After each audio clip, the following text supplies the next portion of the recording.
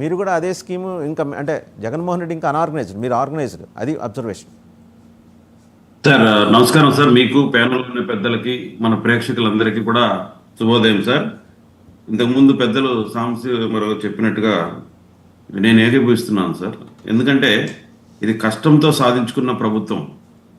ఒక పక్క 3 పార్టీలు, ప్రధాన పార్టీలు కలిసి ఒక దుర్మార్గమైన పాలనకి చెక్ పెట్టి ప్రజల సంక్షేమం కోసం ముందుకు వచ్చింది. ప్రజలతో పాటు ఈ రాష్ట్ర భవిష్యత్తు కోసం కూడా ఈ రాష్ట్రాన్ని దేశ చరిత్రలో, దేశ పటంలో ముందు వరుసలో పెట్టాలనే సంకల్పంతో వచ్చిన కూటమి సార్ ఇది.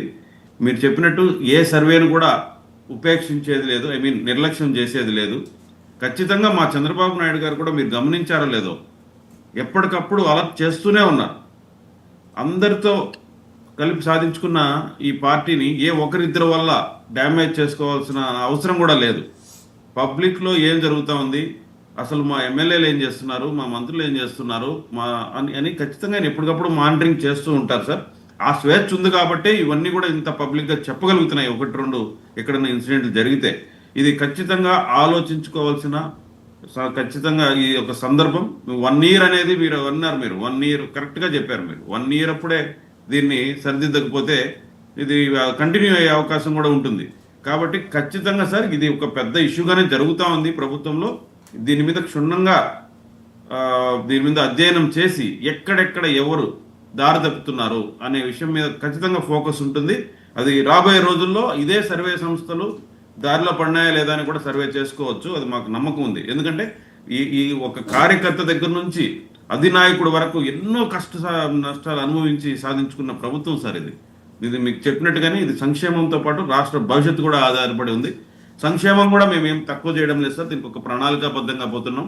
ఖాళీ చేతులతోనే కాదు, అసలు మైనస్లో ఉన్న ఈ రాష్ట్రాన్ని ఎలా ముందు తీసుకోవాలనేది చాకచక్యంగా పెద్దలు నరేంద్ర మోడీ గారి సహకారంతో, పవన్ కళ్యాణ్ గారి పక్కన మనం పెట్టుకొని ఇంత చక్కగా ముందుకు తీసుకెళ్తున్నాం. మీరు కూడా ఇన్ని రోజులు గగ్గోలు పెట్టారు మన ప్రతిపక్షాలు, మీరు విన్నారు. ఈ కూటమి సూపర్ 6 చేయడం లేదు, సూపర్ 7 చేయడం లేదు, అది ఇదని. కానీ ప్రణాళికాబద్ధంగా ఖచ్చితంగా ఇచ్చిన హామీలు నెరవేర్చే దిశగానే ఈ రాష్ట్ర ప్రభుత్వం ముందుకెళ్తా ఉంది. ఇప్పటికే మీరు చూస్తే సూపర్ 6 అంటే అదేదో క్రికెట్ మ్యాచ్లో కొట్టే సూపర్ 6 ఓవర్ కాదు సార్. ఖచ్చితంగా 3 ప్రధానమైన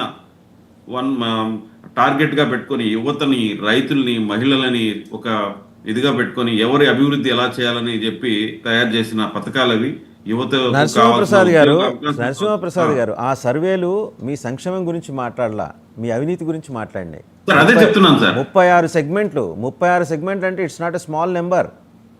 మీరు అక్కడ 1000 ఓట్లు 2 ఓట్ల తోడైనా మీకు ఇబ్బంది కలిగే ప్రమాదం అక్కడ కనిపిస్తోందని హింట్ చేశాయి. మీరు ఎంతసేపు మేము సంక్షేమం, మేము పెన్షన్ ఇచ్చేసాం, పెంచేసాం కాదు. జగన్మోహన్ రెడ్డి కరప్షన్ మీద పోరాటం చేసి గెలిచిన మీరు దాన్ని స్థిరీకరించి ఆర్గనైజ్ చేసి చక్కగా ఒక ఏడాదిలోనే ఆయన దాటేశారని స్పష్టంగా చెబుతున్నాయి. మీరు ఒకటి గమనించాలి సార్, గత ప్రభుత్వంలో అసలు ఎమ్మెల్యేలు అనేవాళ్ళు ఉన్నారా ఈ రాష్ట్రంలో, వీళ్ళని పట్టించుకుంటుందా, అసలు వీళ్ళకి అక్కడ హక్కులు ఉన్నాయా అనేది కూడా మనకు ఒకసారి గమనించాలా, ఎంత స్థితిలో ఉన్నారో వాళ్ళని. సింగిల్ మ్యాన్ ఈ రాష్ట్రాన్ని రూల్ చేశాడు. ఒక బటన్ నొక్కాను, ఇంకా మీకేం అవసరం లేదు, మీ ఫేస్లు అవసరం లేదు, మీ పనితనం అవసరం లేదు, ఏం అవసరం లేదు, ఓట్లు వచ్చి మళ్ళా రిటర్న్ ఈ డబ్బాలా పడతాయి అనే విధంగా ప్రవర్తించిన ముఖ్యమంత్రిని మీరు చూశారు. కానీ ఇప్పుడు అట్లా లేదు. స్వేచ్ఛగా, ప్రజాస్వామ్యబద్ధంగా మనకు హక్కులు ఇచ్చారో, ఏ విధంగా రాజ్యాంగం కల్పించిందో దాని ప్రకారం హక్కులు ఎమ్మెల్యేలకు ఇచ్చారా, ప్రజలకు ఇచ్చారా? హక్కులు ఎమ్మెల్యేలకు ఇచ్చారా, ప్రజలకు ఇచ్చారా? ఒక పక్క మొత్తుకుంటుంటే మీరు దాని గురించి మాట్లాడరు ఏంటండి?